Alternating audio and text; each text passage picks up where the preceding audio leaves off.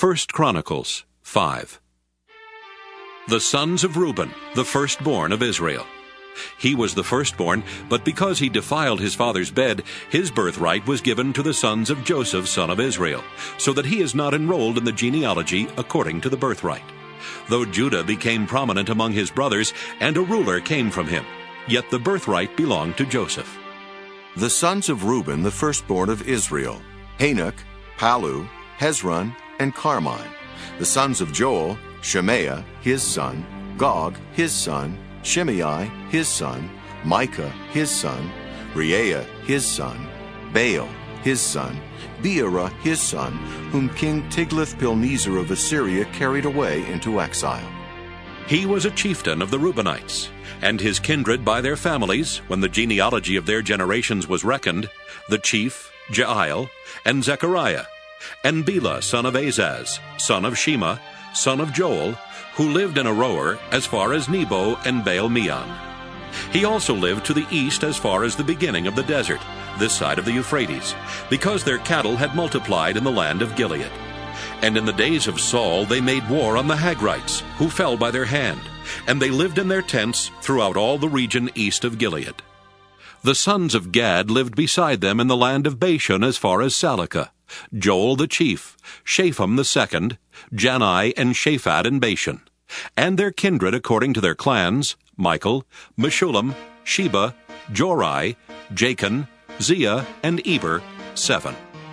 These were the sons of Abihail, son of Huri, son of Jeroah, son of Gilead, son of Michael, son of Jeshishai, son of Jado, son of Buz.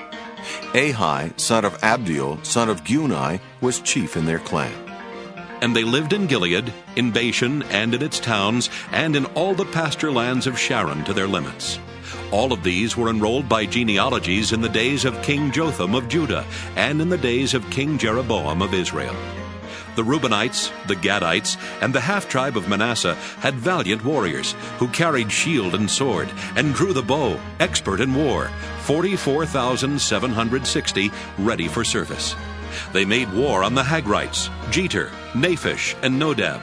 And when they received help against them, the Hagrites and all who were with them were given into their hands, for they cried to God in the battle, and he granted their entreaty because they trusted in him. They captured their livestock, 50,000 of their camels, 250,000 sheep, 2,000 donkeys, and 100,000 captives. Many fell slain because the war was of God, and they lived in their territory until the exile. The members of the half-tribe of Manasseh lived in the land. They were very numerous, from Bashan to Baal-Hermon, Senir, and Mount Hermon. These were the heads of their clans: Epher, Ishai, Eliel, Azriel, Jeremiah, Hodaviah, and Jadiel. Mighty warriors, famous men, heads of their clans. But they transgressed against the God of their ancestors, and prostituted themselves to the gods of the peoples of the land, whom God had destroyed before them. So the God of Israel stirred up the spirit of King Pul of Assyria, the spirit of King Tilgath-Pilneser of Assyria, and he carried them away, namely the Reubenites, the Gadites, and the half-tribe of Manasseh, and brought them to Halah, Habor, Hara, and the river Gozan to this day.